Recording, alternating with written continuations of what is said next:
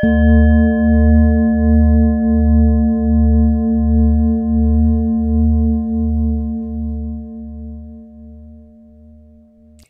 everyone, welcome back to my channel, Life, Spirit and the Messy Middle. I'm Maria, and today we're going to be diving into something that the more you look into it, the more it starts to unravel, and everything we think we know about history. Okay, now before we get into it, just a quick note, as always, everything that is shared on this channel is for entertainment purposes only. These are my interpretations, my research that I have gathered, and my beliefs, obviously. Now, I'm speaking as an intuitive and as an empath and someone who thinks that you shouldn't dismiss the truth and the power that we hold within ourselves. Okay. Now, this is simply how I see it. You're welcome to see it differently. Okay. So let's get into it. So today, as I said, we're looking at a connection that isn't often talked about in a straightforward way, obviously. It's the link between ancient Egypt, the Hyksos, and the deity El. And what we know today as the Exodus story. Okay? Because, in my belief, when you start putting these pieces together, this timeline, these belief systems, the movement of people, it raises a very different picture than the one most of us were taught. Okay? Now, for example, the Hyksos. The Hyksos period and people roughly between the 1650 and 1550 BCE is one of the most debated periods of ancient Egyptian history. And for a long time, they were described in Egyptian records as foreign invaders, almost like a barbaric group that came and took over. Okay, now remember that. But of course, more recently, archaeological evidence suggests something different. Okay, that they were Semitic speaking people from the Levant who gradually settled in the Nile Delta over generations, of course. So, not an invasion, okay, of sorts, but as a slow integration. Now, my view of mainstream archaeologists is that they work for certain groups of people who fund their digs and work, but specifically to maintain a narrative, okay? Because earlier historians, like the Egyptian priest by the name of Manetho, identified the Hyksos people as, quote, a blast of God, who, quote, swept in with chariots, burned cities, enslaved the population, and end quote. Which, of course, created the theory of them being barbarians. Now, to be fair, if a group of people from one place invade another group of people from, say, where you're from, burning down your homes, burning down your villages, and so on, and so on, normally you'd see that as a barbaric act, right? I want you to pay very close attention to what I'm going to be saying, because in regards to written and, of course, archaeological history, you will see a pattern of repetition in what I'm going to say and what I'm talking about, really, between the past, the Hyksos people, and today's people of what I consider occupied Palestine. Now, I won't be mentioning the name. You know what I mean when I say occupied Palestine, okay? And who occupied it. I won't be saying their names, and I won't be mentioning the name of that nation that currently exists there, because that would just normally flag me on YouTube. So I'm not going to mention them, okay? What I am going to mention is that over time, the Hyksos established their capital, Avris, which became a major trade hub, one of the most important in the region. Okay, bear all this in mind. Okay, and they didn't just exist within Egypt, they changed it. They introduced military technologies like the horse-drawn chariot and advanced weaponry.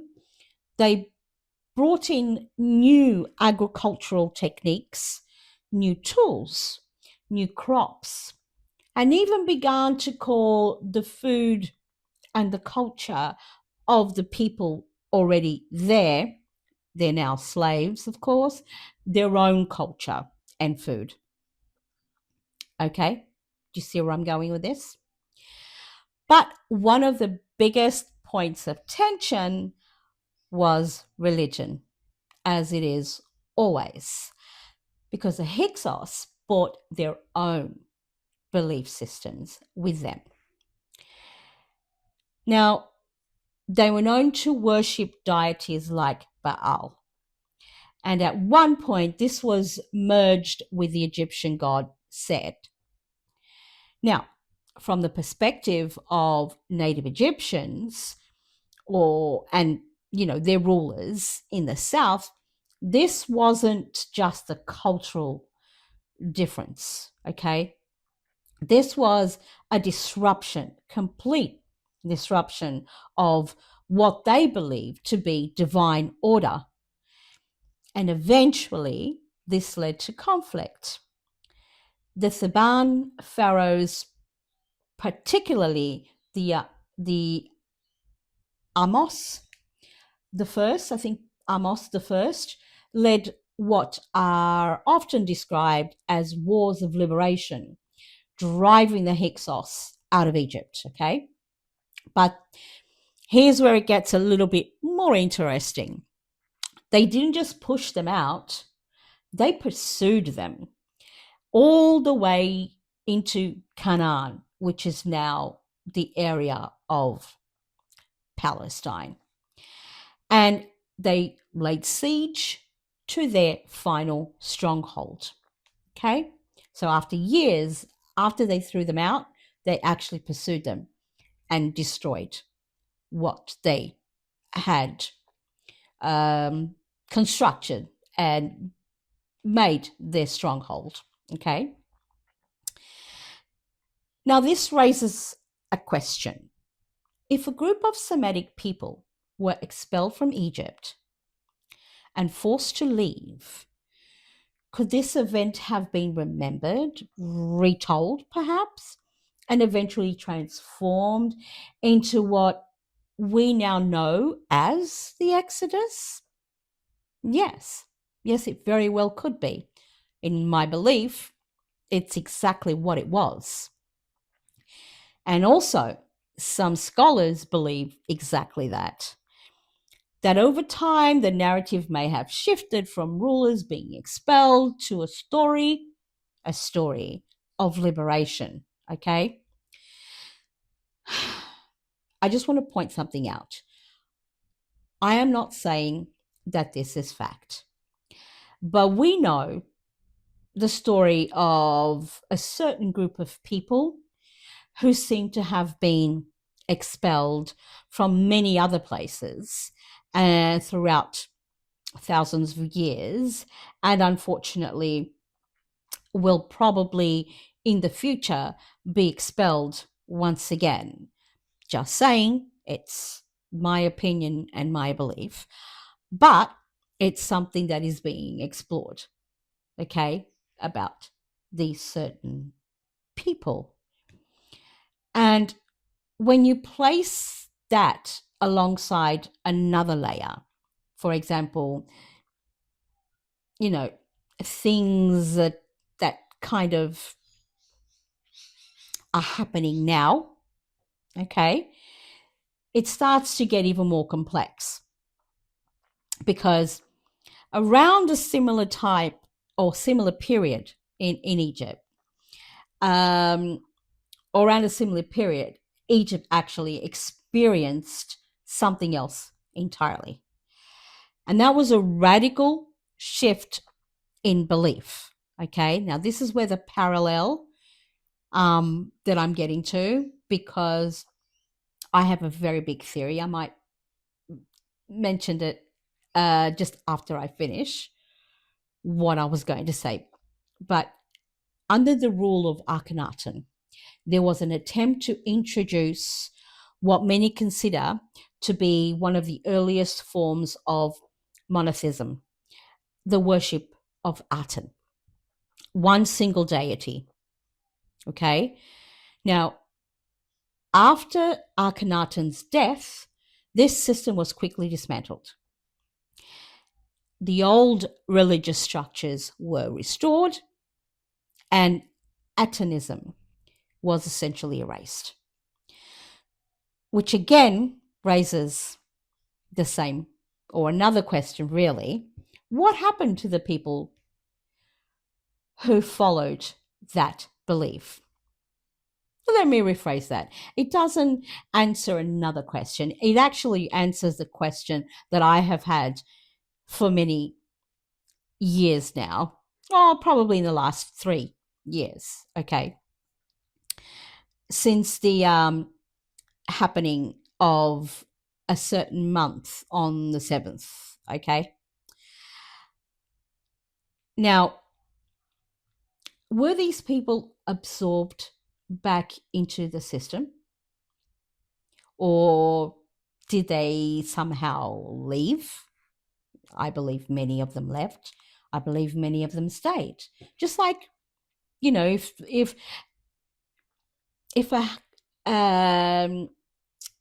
let's take the Nakba. Now, I probably shouldn't have said that word, but let's take that. From that catastrophe, many people left Palestine because they no longer felt safe. They had to escape and try and get a better life for themselves because they were being persecuted. They were being targeted. Their villages were being burnt down. Their people were being slaughtered by the thousands. And many had to leave, including a very famous, the father of a very, very famous, of two very famous sisters called the Hadids. Okay? Now, let's just say that happens, and that did happen, obviously. Many people still stayed. Okay, so this is what the point I'm sort of trying to get across, is that some left, some stayed. And that's what could happen in any sort of change, catastrophe, even natural disasters. Okay, many people sometimes leave after a volcano erupts, or after a cyclone or a tornado goes through. They decide to leave where they live and move somewhere else where they feel where it's safer. Now, one of the theories originally explored by Freud that suggests a group of these followers may have left Egypt carrying with them the idea of one God. And when they reached the Levant, they encountered an existing belief system centered around someone called, or a deity called, El. And El, in ancient Canaanite religion, was considered a supreme deity, the most high of deities. And over time, some believe that these ideas, Egyptian monotheism and Canaanite belief, may have merged. Okay? And do you see the pattern I'm getting to? Now, again, this is not universally accepted, okay? But it is a theory that connects multiple threads that are otherwise treated as separate, and some would consider conspiracy theories, okay? And you know, I'm all into conspiracy theories because I don't believe conspiracy theories are actually conspiracy at all. I believe that they are, and is a fact, that after John F. Kennedy was assassinated, and again, that's probably a word I shouldn't have used, but that's okay. After he was unalived by a certain group of people, my belief, don't come for me, that the CIA began to use this conspiracy theory, trope, so to speak, to discredit anyone that would actually have any real facts and truth in regards to who actually unalived JFK. Okay. Today, there is a lot of evidence suggesting that who they said assassinated him or unalived him was not the actual culprit. Okay. He was just someone they blamed to get away with whatever it is that they wanted to get with, because today's America is completely different to what it was before. And I will just say that John F. Kennedy, okay, didn't want a certain nation that is now called, well, that I believe is occupied Palestine, to have nuclear weapons, and they do. And he also thought that they should be registered under FARA. And for that, he was unalived, because they are still unregistered under FARA, whereas every other foreign lobby in America is registered under FARA. I'm just putting it out there, okay? Don't come for me. My theory, my belief, my opinion. Now, again, when you start looking at the Levant and the people who lived there, the Canaanites, the early people of Palestine, it becomes clear that these were not entirely separate groups. They were connected, though through culture, maybe through language, and even through ancestry, and obviously DNA. Now, just bear with me. I'm just going to have a quick drink of my coffee.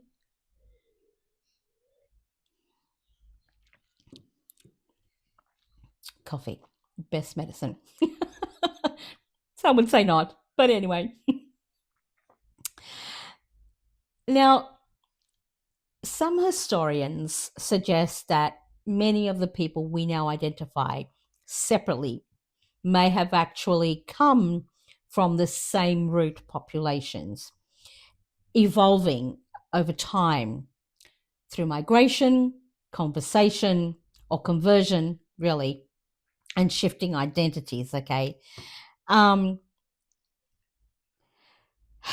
Which kind of challenges the idea of clear divisions and instead suggests continuity, right? Now, this is where I want to be very, very clear. There are many perspectives on this. Some are widely accepted, others are debated or debatable, and some are considered alternative or conspiracy theory again. But what stands out to me is the pattern, because when you zoom out, you see movements of people or people. You see belief systems rising and falling. You see narratives being shaped, reshaped, retold, and rewritten. And at a certain point, it starts to feel like more than just history. It starts to feel like a pattern of control and resistance, of belief and suppression, of truth and distortion. Now, this is my personal perspective. But when I look at all of this together, I don't just see isolated events. I see something that feels almost archetypal, like a recurring tension that has existed throughout human history, and even to my belief of astrology.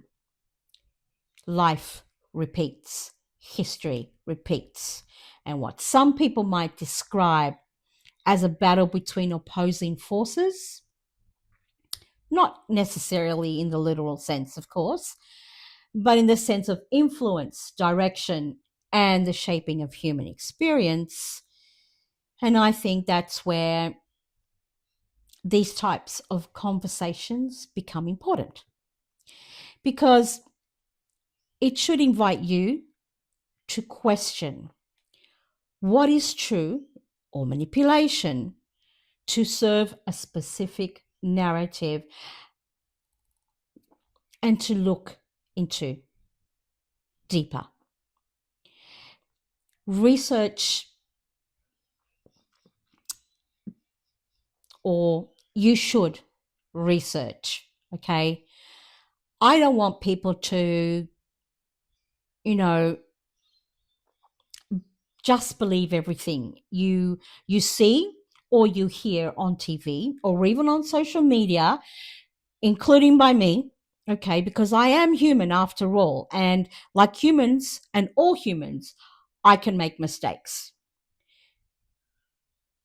I am coming from the perspective of a psychic and an intuitive, from my inner knowing, because when I read stuff and I see things, I see actions, life actions, okay, of things happening, I get feelings. I get, like everyone does, okay, it is within you to, it's almost like little signals, okay?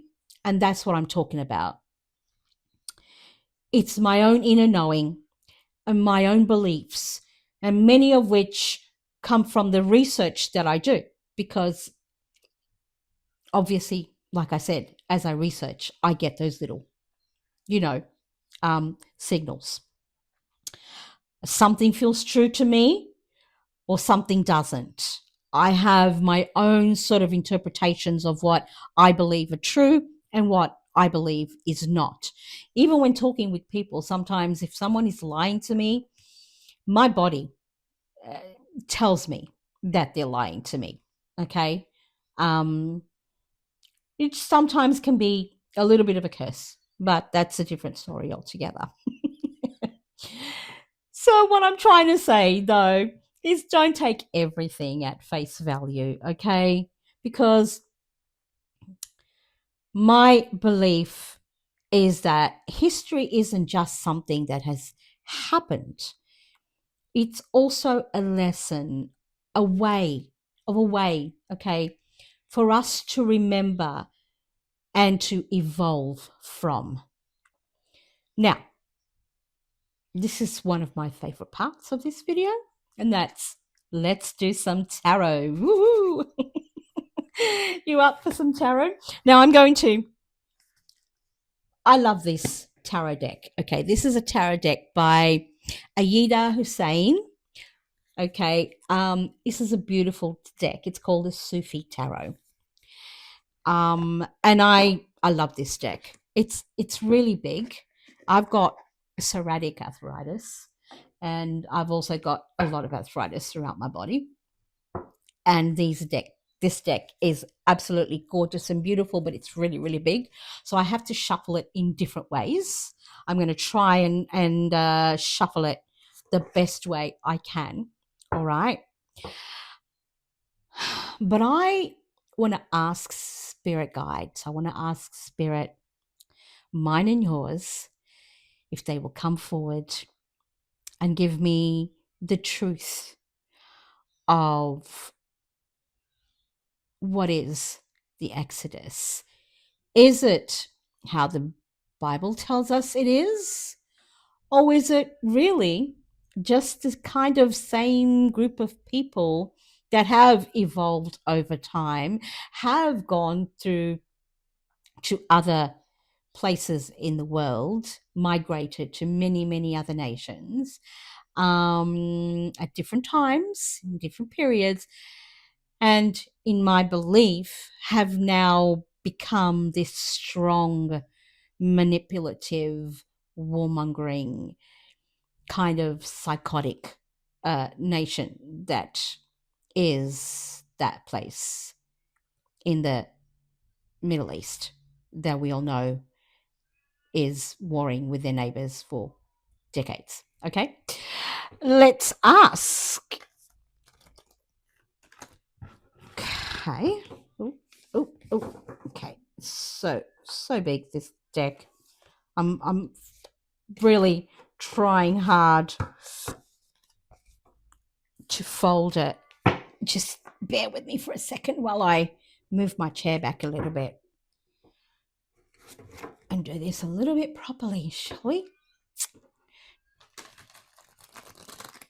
All right. That was a bit of a better shuffle. Oh my goodness. Okay, here we go. Let's shuffle. Are the same people.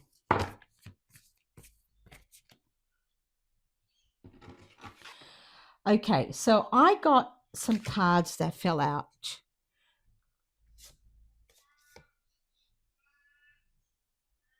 And I'm not going to take them because I think it was just the way I was shuffling, okay? They don't make any sense to me. So bear with me. I'm going to concentrate. Please, spirit guides, can you tell me, are the people of that nation in the Middle East today, you know who I'm talking about, are they the same ancestry of those scattered people, or is it just a theology that they share and believe come from those same people? Because in a way, I think that, I'm sorry I closed my eyes for so long, but in a way I do think that these people they kind of grabbed this kind of theory that they were and just went with it. But let's see. Yeah. Okay. Are they the same people? All right. Now I like to do that with the cards and then get a card out. Same people.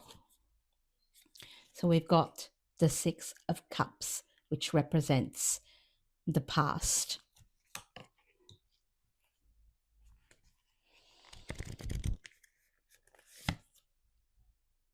the Eight of Swords.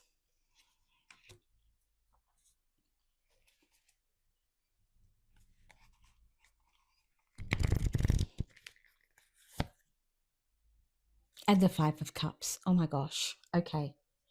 So this makes a lot of sense to me. All right. So the first card I got out was the Six of Cups, which can represent the past. And in a way, obviously, what is happening today with these people comes from the past. But it's also a very distorted past, okay? Because when we really think about history, archaeology, what has been written can be distorted and many times can be rewritten, okay? And I've said this before in some of my other videos. This past can represent a very distorted theory of what some people may reflect on and may believe is theirs, okay? And it may not be, but it might be, right?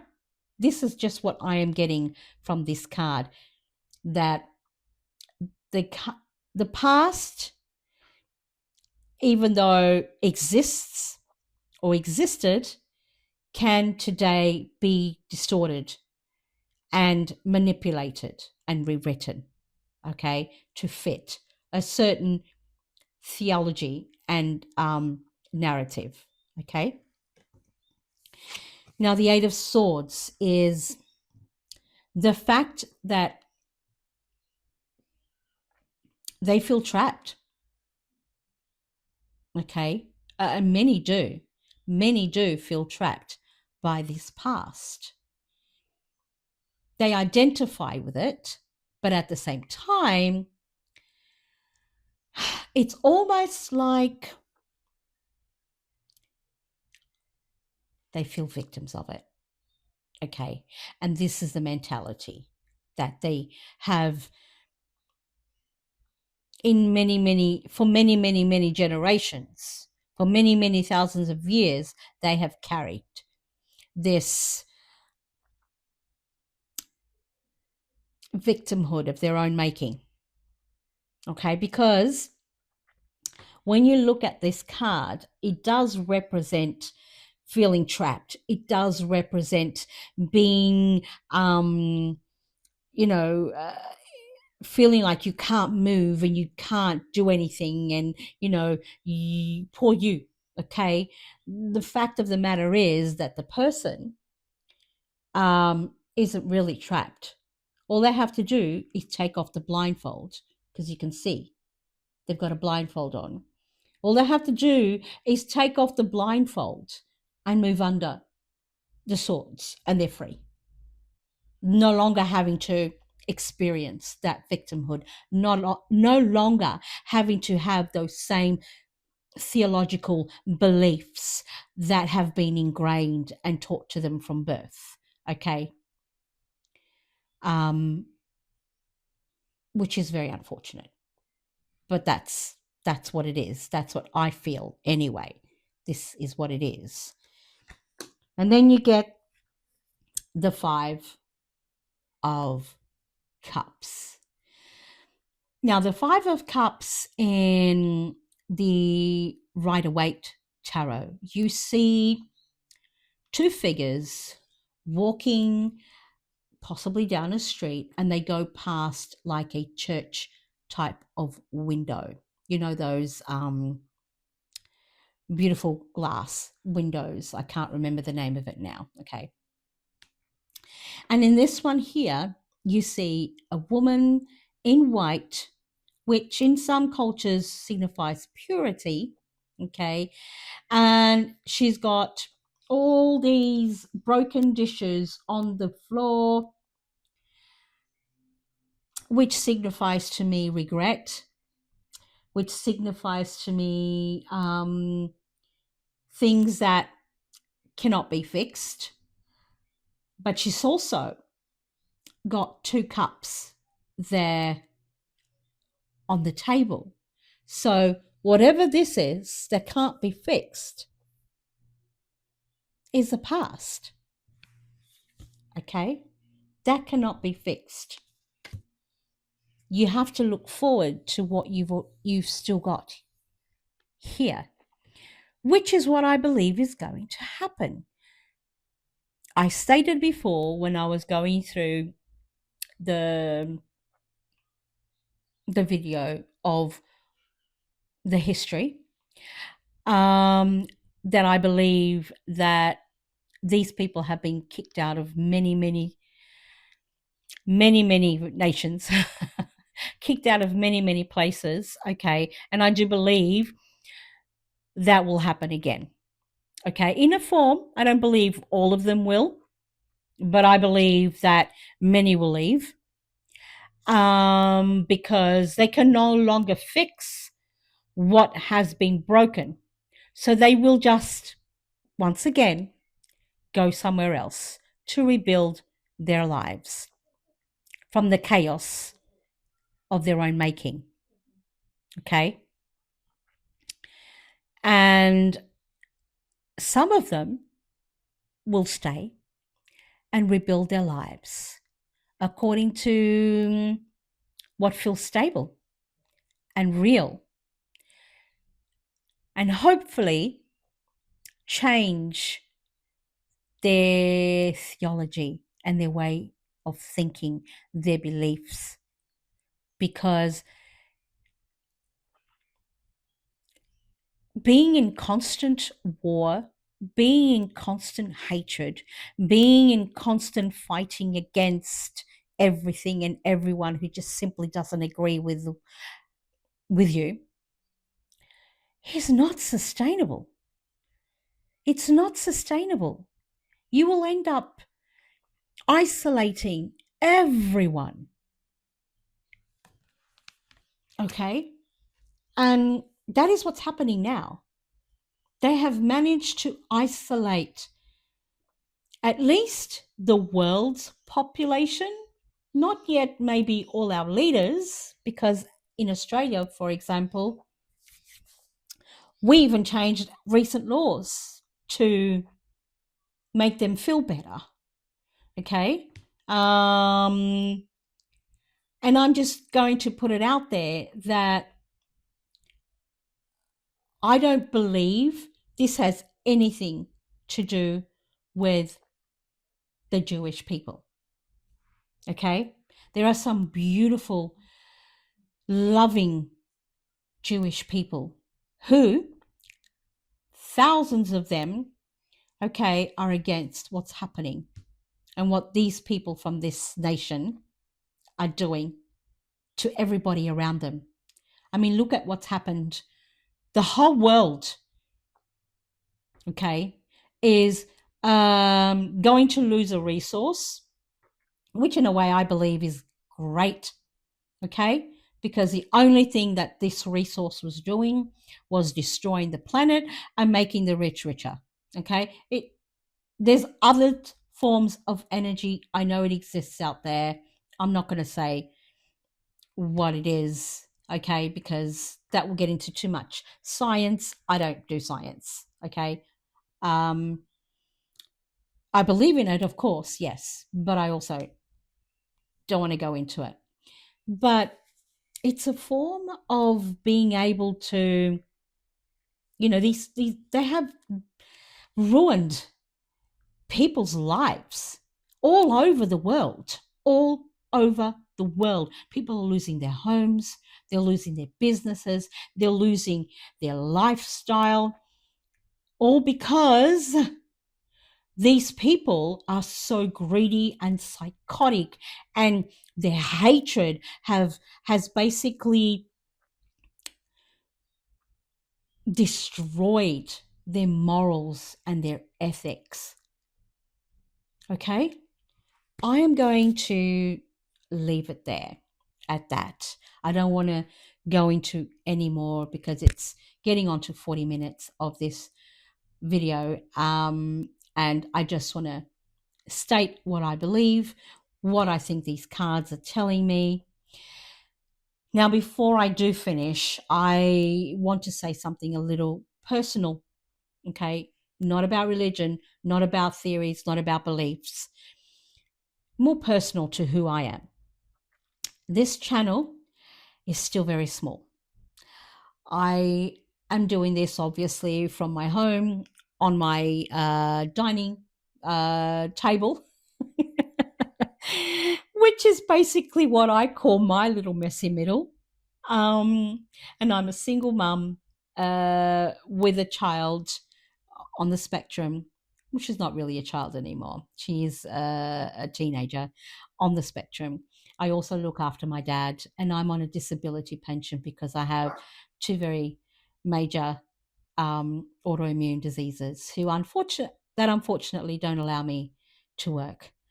And I'm just trying to build something meaningful here that is not just for myself, but for people who are curious about the same things I am, possibly about future occurrences, and who love also to talk about history and conspiracy theories, and even things that are, off topic, like fairies and UFOs. Okay, they're also conspiracy theories, of course, but you know what I mean.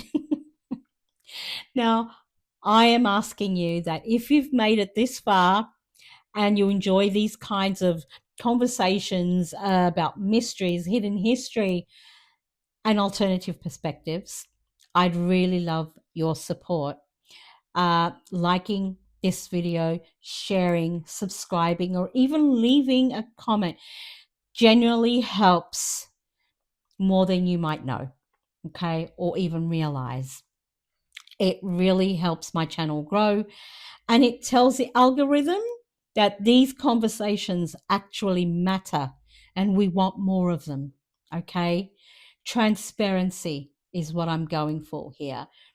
Truth, and not being afraid to speak your own truth, regardless of what that is. You don't have to agree with me.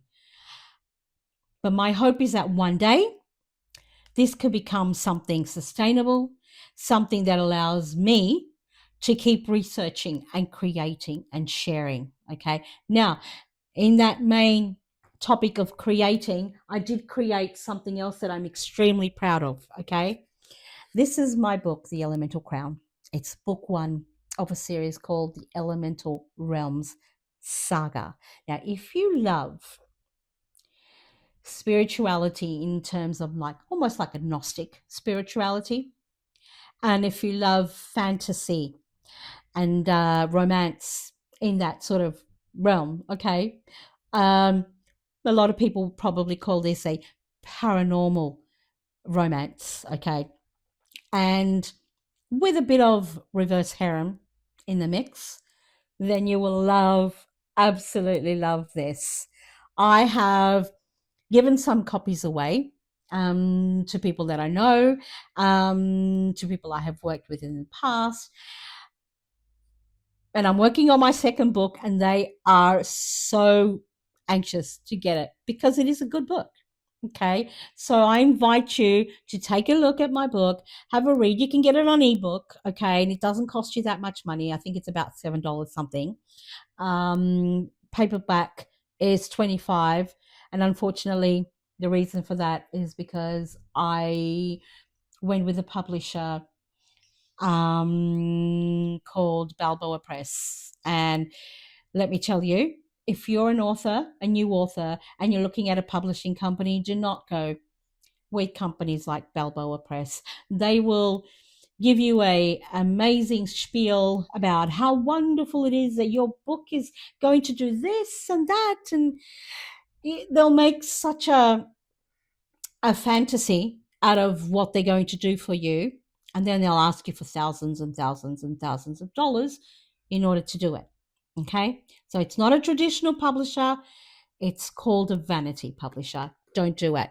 But I suggest you go and look for my book. Look, the more my book will not be published, not be published with Balboa, but my second book will, and I'm sure there have been people that have had good experiences with them, but go and check out my book, okay?